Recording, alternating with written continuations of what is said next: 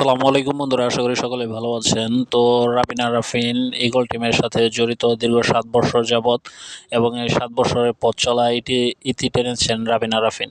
কেন ইতি টানলেন, কি সেই কারণ ছিল, সেই সকল কিছু নিয়ে এই ভিডিওতে কথা বলবো। তো চলুন ভিডিও শুরু করা যাক। এবং আপনারা দেখছেন এস রিফাত স্টুডিও। তো ২০১৭ সাল থেকে শুরু করে ২০২৫-২৪ সাল পর্যন্ত এই দীর্ঘ ৭ বছরের সময়টার ইতি টেনেছেন রাবিনা রাফিন ঈগল টিমের সাথে। এবং কি কি কারণে ইতি টেনেছেন সেই কারণগুলো নিয়ে চলুন এখন কথা বলি।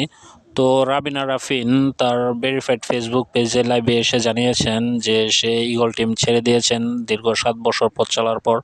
কিন্তু কেন ছাড়লেন সেই বিষয়ে তিনি বলেন যে নতুন যারা এসেছে তাদেরকে সুযোগ দেওয়ার জন্য, এবং বিপরীতে সে দীর্ঘ ৭ বছর পথ চলার পর এমনকি তাকে অবহেলা করা হতো, এবং আরও ভিন্ন ভিন্ন বিষয় সে তুলে ধরেছিলেন। যেখানে রাবিনা রাফিন আরও বলেন যে আমি দীর্ঘ ৭ বছর যাবৎ এই ঈগল টিমের সাথে জড়িত আছি, কিন্তু এই ৭ বছরের পথ চলায় আমি অনেক অবহেলিত হয়েছি। এবং তিনি আরও বলেন যে ঈগল টিমের সাথে যেহেতু দীর্ঘ ৭ বছর পথ চলা হয়ে গেছে এবং তাদের অবহেলাও আর আমি মেনে নিতে পারছিলাম না, এবং আমার ঈগল টিমে থাকা অবস্থায় আরও বাহির থেকে বিভিন্ন অফার আসছিল, কিন্তু সেই অফারগুলো আমি ভালো ভালো অফারগুলো আমি রিজেক্ট করে দেই শুধুমাত্র ঈগল টিমের সাথে জড়িত থাকবো বলে। কিন্তু তারা আমাকে সেই সুযোগটা দেয়নি, আমাকে অবহেলা করে যাচ্ছে। তবে এখানের কথা হলো যে রাবিনা রাফিনের কথা কিন্তু সত্য। ঈগল টিম আমরা যতটুকু দেখেছি যে এই ২৩-২৪-এ যে ইয়াটা ছিল সেদিকে কিন্তু রাবিনা রাফিনকে আমরা দেখেছি যে অনেক নাটকে, যেরকম নাটকটি হচ্ছে গিয়ে যে প্রবাসীর বউয়ের চালাকি, এই নাটকটাতে কিন্তু রাবিনা রাফিনকে একটা সাইড ক্যারেক্টারে রাখা হয়েছিল, মূল ক্যারেক্টারে রাখা হয়নি। কিন্তু রাবিনা রাফিন তো মূল ক্যারেক্টারের যোগ্য ছিল, তাকে সাইড ক্যারেক্টারে রাখা এটা কোনো প্রয়োজন ছিল না। তারপরে আরও অনেক নাটকেই দেখবেন যে রাবিনা রাফিনের সাথে অবহেলা করা হয়েছে। এবং বর্তমানে যে সময়টা যে রাবিনা রাফিন যেটা বলছে যে নতুনরা যারা এসেছে তাদেরকে আমাদের স্থানটা দিয়ে দেওয়া হয়েছে, আসলে এটা কিন্তু ঠিকই।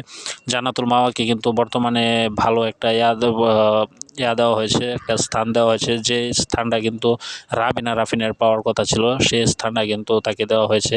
এবং রাবিনা রাফিন শেষে সে ধন্যবাদও জানায়, যে একজনের নামে ধন্যবাদ জানায় যে সে তার প্রতি অনেক কৃতজ্ঞ।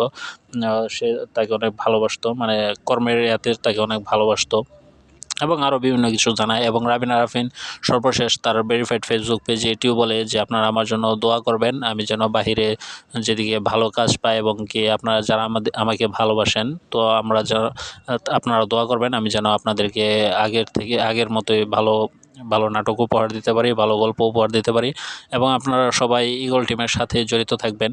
তবে এখানে একটি রাবিনা রাফিন কিন্তু তার যে শেখরটা সেটা কিন্তু সে ভুলে যায়নি, সে সেই শেখরটা ঠিকই রেখেছে। এবং সে বলেছে যে আপনারা যারা ঈগল টিমকে ভালোবাসেন এবং আপনারা সবসময় ঈগল টিমকে ভালোবেসে যাবেন, ঈগল টিমের যে নাটকটি আছে আপনারা সবাই সাপোর্ট করবেন।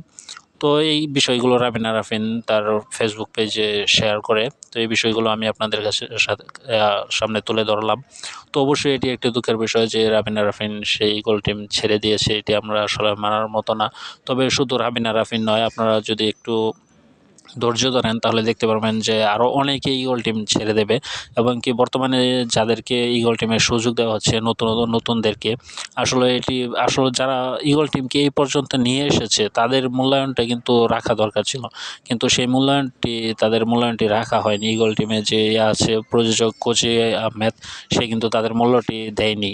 তবে কথা হচ্ছে যে রাবিনা রাফিন সে যেখানে যাক, যেখানেই থাকুক, বা যাদের সাথে কাজ করুক, যেন অবশ্যই আশা করব সে যেন ভালো গল্প এবং ভালো নাটক আমাদেরকে উপহার দিতে পারে। এবং আমি বলবো যে ঈগল টিমে থেকে অপমানিত হওয়ার চেয়ে ঈগল টিম ছেড়ে দিয়ে রাবিনা রাফিন খুব ভালো কাজ করেছে, এটাই ভালো ছিল রাবিনা রাফিনের জন্য, এটাই তার ভালো সিদ্ধান্ত ছিল। তবে সে যেখানে থাকুক অবশ্যই দোয়া করব ভালো কাজ আমাদের উপহার দিক। এবং আপনারা যারা রাবিনা রাফিনের ফ্যান ছিলেন, অবশ্যই আমি আশা করব যে তারা যেন রাবিনা রাফিনকে আগের মতোই সাপোর্ট করেন, সে আশাটি করব।